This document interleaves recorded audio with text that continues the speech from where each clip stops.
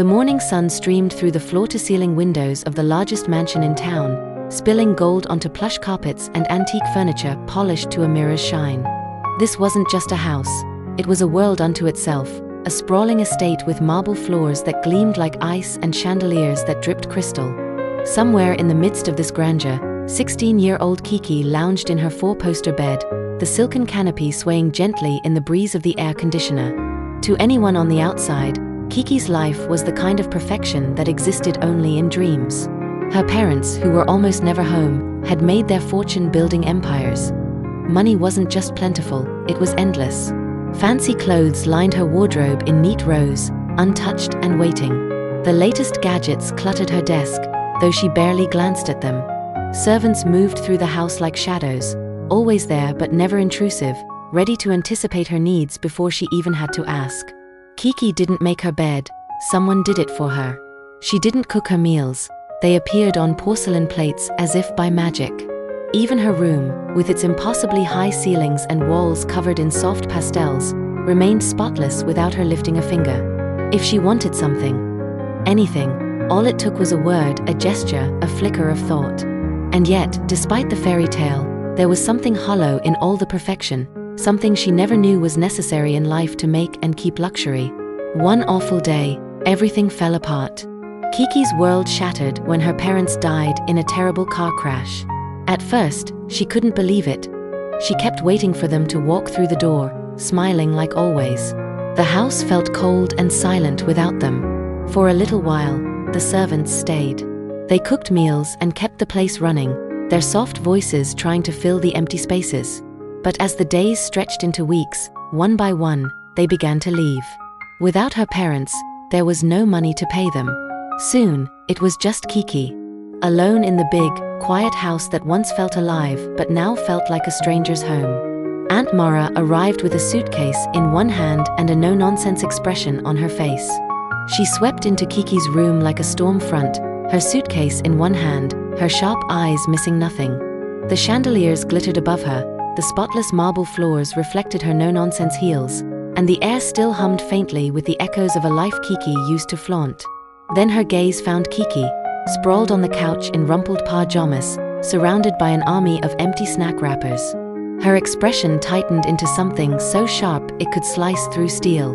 Kiki didn't move, didn't even blink. Aunt Mara, Kiki drawled lazily, popping the last potato chip into her mouth. To what do I owe this unexpected pleasure? Aunt Mara didn't respond, but the way she planted the suitcase down, hard, spoke louder than words ever could. Get up, she said sharply. Kiki blinked at her. Why? I'm not doing anything. Exactly, Aunt Mara replied. That's the problem. From the moment she moved in, Aunt Mara ran the house like a drill sergeant. She wasn't warm or gentle like Kiki's parents. She believed in discipline, order, and pulling your own weight. Kiki, she said one morning, standing in the doorway of the girls' messy room. This has to change. You've been spoiled your whole life. There are no servants now. If you don't take care of this house, it will crumble around you. Kiki scoffed, arms crossed. Why should I bother? It's not like I asked for this. Because, Aunt Mara said, her voice steely, this is your reality now. No one is coming to save you. Kiki glared at her and refused to lift a finger. She had no idea how to clean a room, let alone run a household, and the idea of learning felt exhausting. So, she let things slide. Weeks passed, and chaos took over. Her room, once pristine, became unrecognizable. Clothes covered the floor like fallen leaves, a sticky bowl of half-eaten cereal sat forgotten under the bed, and the air smelled of sour milk and dust. Still, Kiki pretended not to care. Then came school. One morning, she grabbed the only uniform she could find, a blouse with a ketchup stain on the collar and a skirt she'd forgotten to wash. It smelled faintly of mildew, but she shrugged. Whatever, she muttered. It's just one day. One day turned into a week. Then two. Her classmates noticed. Did you see what Kiki's wearing? A girl whispered loudly enough for Kiki to hear. She smells weird, said another boy, wrinkling his nose. Kiki's cheeks burned as the whispers spread. She started walking with her head down, avoiding eye contact. She thought about asking Aunt Mara for help but couldn't bring herself to admit she didn't know what to do. Shame clung to her like the dirt on her once perfect shoes. Every day, the weight of her embarrassment grew heavier. And every night, as she lay in her unmade bed, surrounded by the mess she couldn't escape, a small, stubborn voice whispered in the back of her mind, "Is this really the life you want?" Kiki developed some red spots on her cheeks. The itching started as a whisper, just a tiny tickle on Kiki's arm. She barely noticed it at first, scratching absent-mindedly. But by the next day, it had grown louder. Angry red patches blossomed across her legs, her back, her arms. The itch was unbearable, like tiny needles pricking her skin every second. "Kiki," Aunt Mara said, her tone sharp but not unkind, "you need to clean your room and wash your clothes. This isn't normal." Kiki crossed her arms, defiance battling embarrassment. "I don't know how, okay? No one ever taught me." Aunt Mara's eyes narrowed. "You've had weeks to figure it out. I've offered to show you, but you refuse to listen. Now look where that's gotten you." But Kiki didn't want to look. She didn't want to admit how bad things had gotten. The piles of clothes gathering mildew on her floor, the layers of dust coating her furniture, the sour smell that clung to her room like a second skin. And now, her classmates were keeping their distance. "She's disgusting," she overheard one of them whisper. "What's wrong with her?" Kiki wanted to disappear. Shame burned hotter than her skin, but instead of fixing the problem, she did what she always did, she ignored it. Until she couldn't anymore. One morning, she woke up with her body on fire. Her skin was swollen, the red patches now angry and raw. She felt hot and dizzy, her pillow damp with sweat. Aunt Mara ditzt hesitate this time. She bundled Kiki into the car and took her to the doctor. The diagnosis was blunt: poor hygiene and unsanitary living conditions.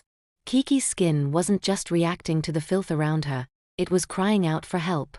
That night, back home and slathered in ointments, Kiki lay in bed staring at the ceiling. The silence pressed down on her, heavier than the blankets. She thought about the girl she used to be, proud, confident, always the best dressed in the room. She'd loved the way people complimented her hair, her outfits, her perfume. Now, she was a shadow of that person, hiding behind shame and stubbornness.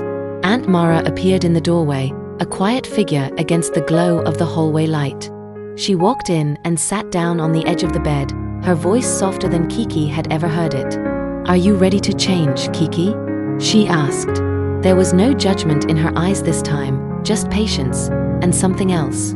Hope. Tears welled in Kiki's eyes as she nodded, her voice cracking. "I don't want to live like this anymore. Please, teach me." Aunt Mara placed a hand on Kiki's shoulder. "It won't be easy, but I'll show you how." For the first time in weeks, Kiki felt a flicker of something she hadn't felt in a long time: relief. Maybe, just maybe, she could start over. And so, the real work began. At first, Kiki hated every moment of it. Sweeping felt awkward in her hands, and she couldn't seem to figure out how to fold a shirt without it looking crumpled. Scrubbing the mysterious stains on her desk made her arms ache, and the smell of detergent stung her nose. But Aunt Mara didn't give up on her, and, though she wouldn't admit it, Kiki didn't give up on herself either. "Try again," Aunt Mara said when Kiki's first attempt at mopping left streaks on the floor. "It's not about perfection. It's about effort." Bit by bit, things started to change.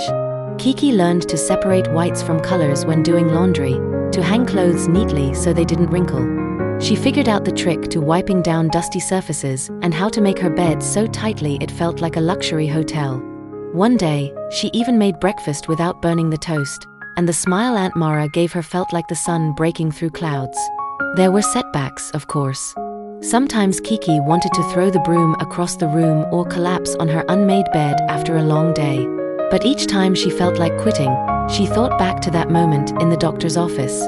She remembered the whispers at school, the way her classmates had looked at her like she didn't belong. That memory kept her moving.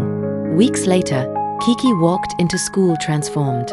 She wore a crisp, clean uniform, her hair was tied back neatly, and her skin glowed. The faint scent of lavender followed her, soft but unmistakable. "Kiki," a girl called from across the hall. "You look amazing. What did you do?" "I didn't recognize you at first," another said with a grin. "You look so put together." Kiki smiled, not the shy, unsure smile she'd been wearing lately, but a genuine, proud one. "I've been working on myself," she said simply. For the first time, she truly believed it. When Kiki got home that afternoon, the sunlight streaming through her spotless windows lit up the tidy room she now took pride in. Aunt Mara was waiting for her in the kitchen, a steaming pot of soup on the counter. "You did well today," Aunt Mara said, her voice soft but firm. "Not just at school. Everywhere." Kiki sat down, her chest warm with pride. "I didn't think I could change this much." Aunt Mara met her eyes. "The hardest part of life isn't cleaning a room, Kiki. It's cleaning up your own mess and deciding you want something better. You did that." For the first time in her life, Kiki felt unstoppable. It wasn't about the sparkling floors or the fresh clothes. It was about the power she'd found in herself to face what she'd been avoiding.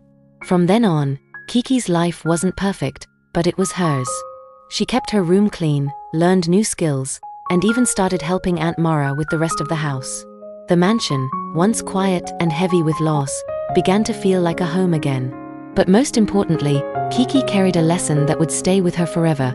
Laziness feels easy, but it steals your happiness. Hard work, though difficult, gives you something no one can take away: pride, independence, and the power to build the life you want. And that, Kiki realized, was the greatest gift of all. The end. Moral lessons. 1. Responsibility leads to growth. Taking ownership of your life, no matter how overwhelming it may seem, helps you grow stronger, more confident, and more independent. Avoiding responsibility only makes problems worse, but facing them head-on builds resilience. 2. Hard work builds self-worth. Putting effort into even the smallest tasks, like cleaning or organizing, helps you feel proud and capable. It's not just about maintaining your environment, it's about building a sense of pride and purpose within yourself. 3. Change is always possible. No matter how far you've fallen, it's never too late to start again. With patience, determination, and a willingness to learn, you can turn your life around and become the person you want to be. We hope you enjoy our videos. Don't forget to subscribe to our channel, like, share, and leave your thoughts in the comments. Join our growing community. Thank you for your support.